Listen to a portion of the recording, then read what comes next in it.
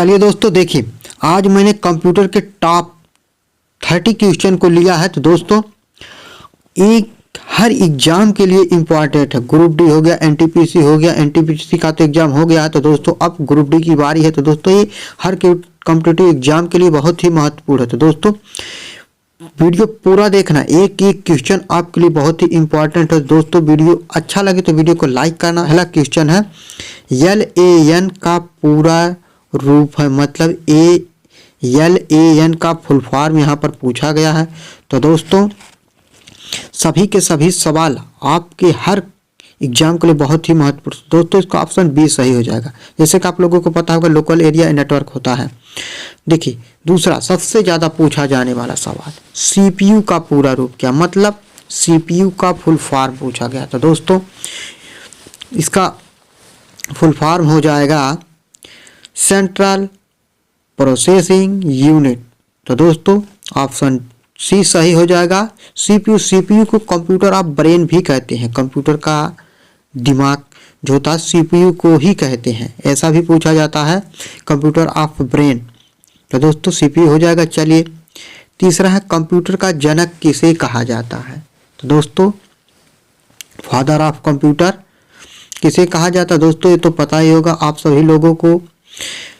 एक कहा जाता किसको, चार्ल्स बेबेज को कंप्यूटर ऑफ फादर कहा जाता है। तो दोस्तों इसको ऑप्शन सी सही हो जाएगा।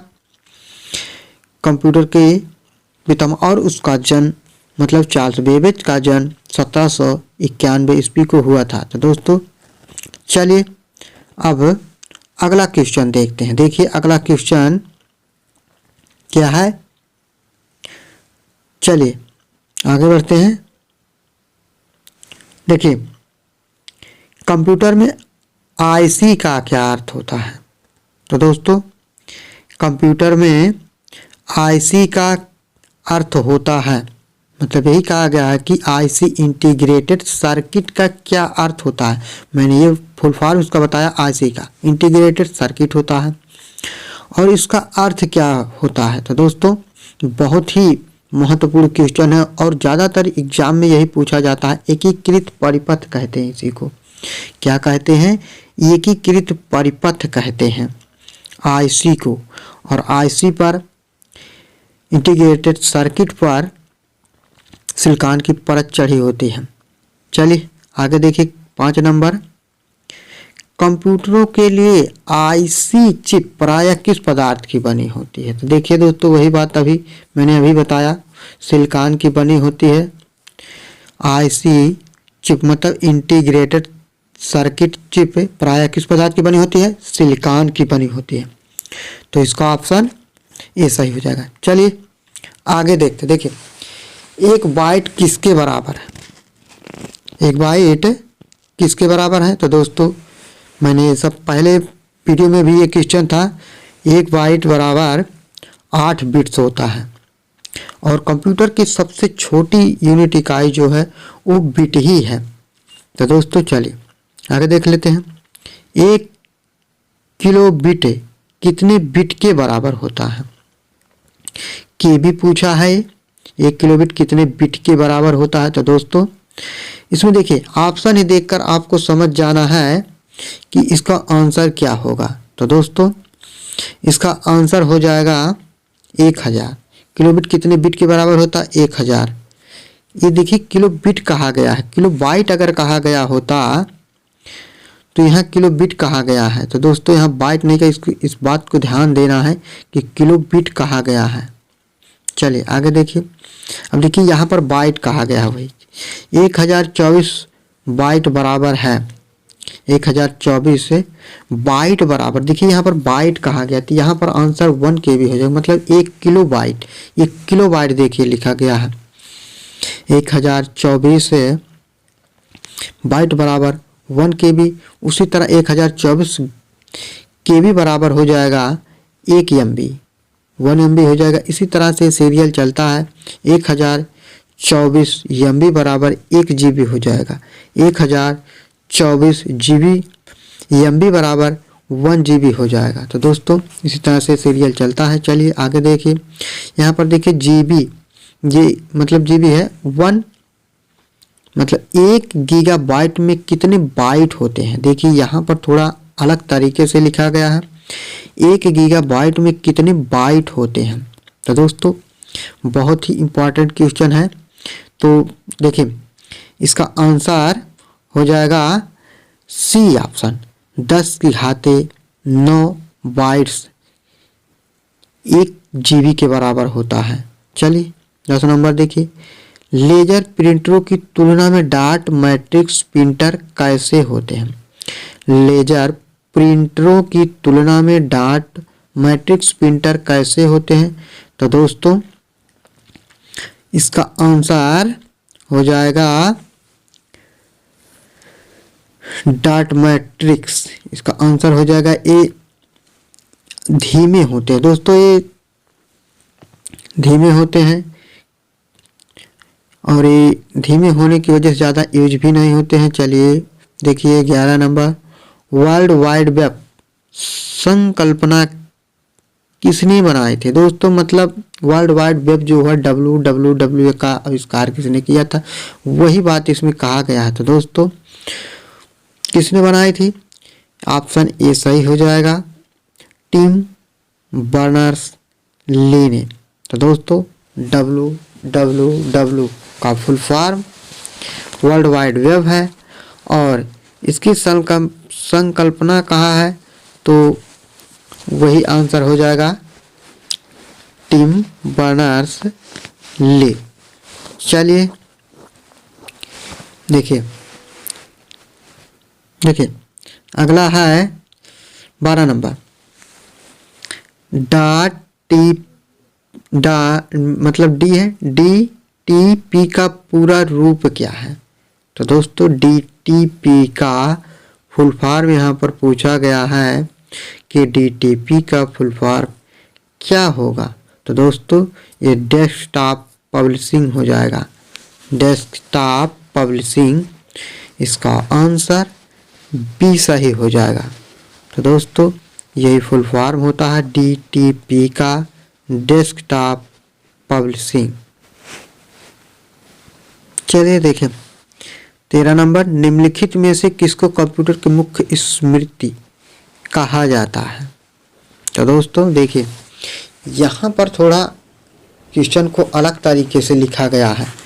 देखिए निम्नलिखित में से किसको कंप्यूटर की मुख्य स्मृति कहा जाता है। तो दोस्तों अब देखिए मुख्य स्मृति कहा है, मुख्य स्मृति का मतलब ये है कि जो मुख्य हो, जो मुख्य मेमोरी हो, उसी को मुख्य स्मृति कहा जाता है। इसको ऑप्शन ए सही हो जाएगा।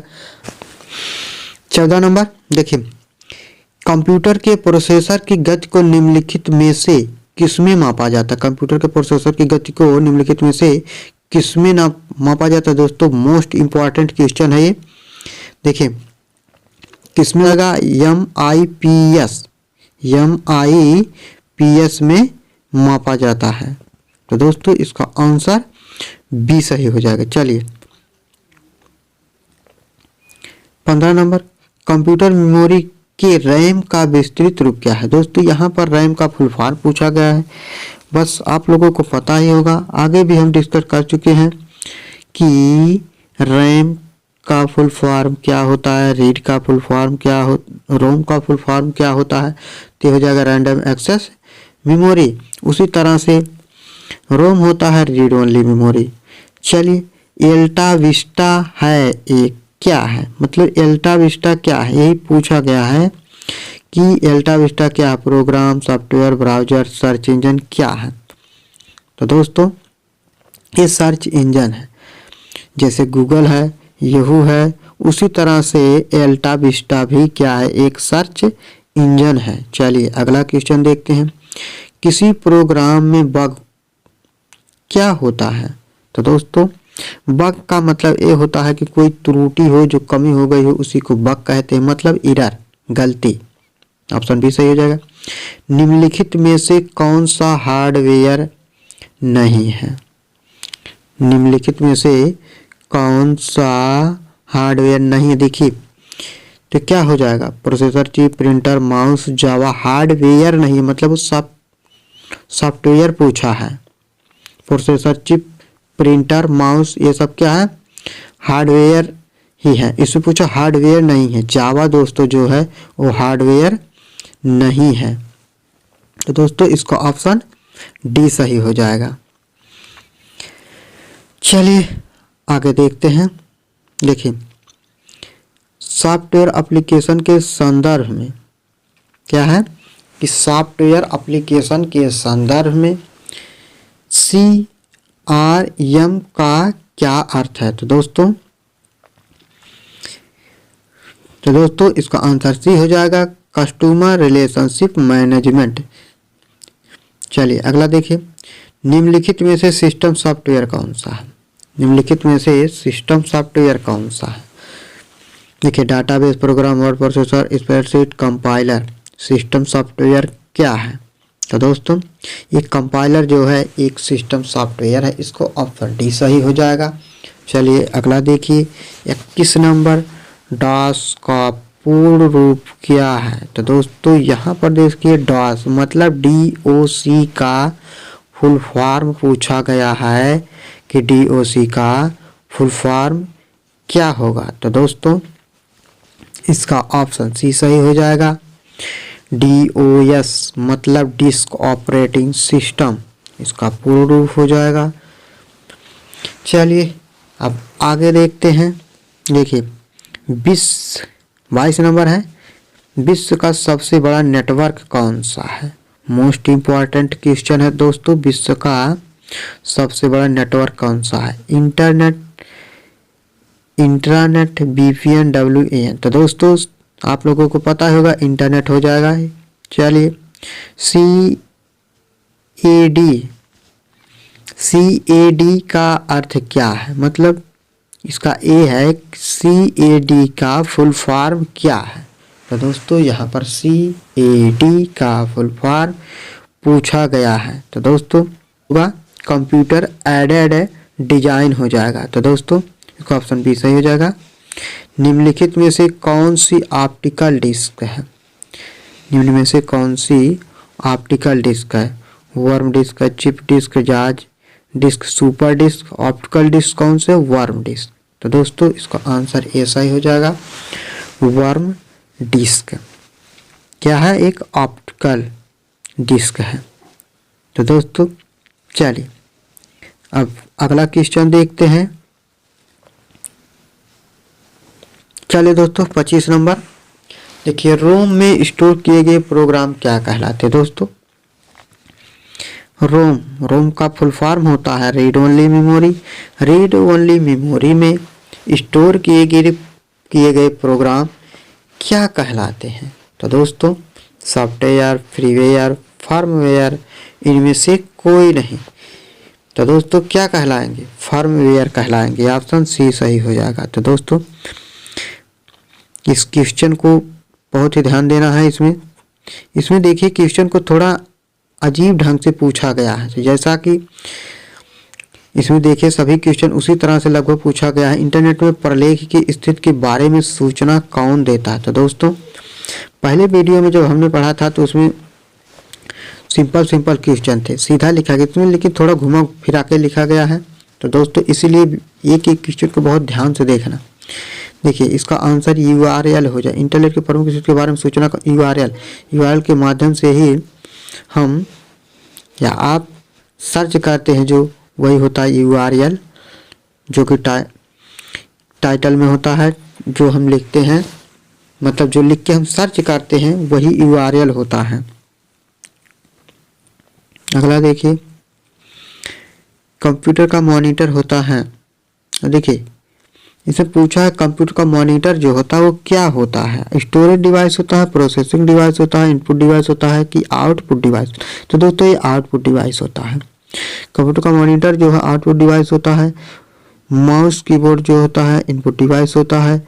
CPU जो होता है वो प्रोसेसिंग डिवाइस होता है। बाकी रोम और रैम जो है वो क्या है, स्टोरेज डिवाइस है। API का पूरा रूप क्या है। 28 नंबर है, API का पूरा रूप क्या है, मतलब API का फुल फॉर्म क्या है। API का फुल फॉर्म यहाँ पर पूछा गया है, क्या होगा, applied program interaction, application process interface, application program interface या एप्लीकेशन प्रोग्राम इंटरैक्शन। तो दोस्तों इसका ऑप्शन सी हो जाएगा, एप्लीकेशन प्रोग्राम इंटरफेस। तो दोस्तों एपीआई का फुल फॉर्म ही हो जाएगा ऑप्शन सी। चलिए निम्नलिखित में से सबसे तेज कौन सा है। अब देखिए इसमें पूछा गया है निम्नलिखित में से सबसे तेज कौन सा है। सबसे तेज कौन सा है, सीडी रोम, रैम, रजिस्टर्स और कैच। तो क्या हो जाएगा, रजिस्टर्स। रजिस्टर्स क्या है, सबसे तेज हो जाएगा। तो दोस्तों ऑप्शन इसका सी सही हो जाएगा। चलिए लास्ट क्वेश्चन है, संचार नेटवर्क जिसका प्रयोग बड़ी संस्थाओं द्वारा प्रादेशिक, राष्ट्रीय और शैक्षिक क्षेत्र में किया जाता है कहलाता है। संचार नेटवर्क जिसका प्रयोग बड़ी संस्थाओं द्वारा प्रादेशिक, राष्ट्रीय और वैश्विक क्षेत्र में किया जाता है क्या कहलाता है, वैन कहलाता है। तो दोस्तों वैन वाइड एरिया नेटवर्क होता है इसका फुल फॉर्म। तो दोस्तों इसका ऑप्शन बी सही हो जाएगा। तो आशा करता हूँ दोस्तों वीडियो अच्छा लगा होगा। वीडियो अच्छा लगा तो वीडियो को लाइक करना, और यदि आपने अभी तक हमारे चैनल को सब्सक्राइब नहीं किया है तो चैनल को जरूर सब्सक्राइब कर लेना। तो दोस्तों चलिए वीडियो देखने के लिए आप लोगों का बहुत बहुत धन्यवाद।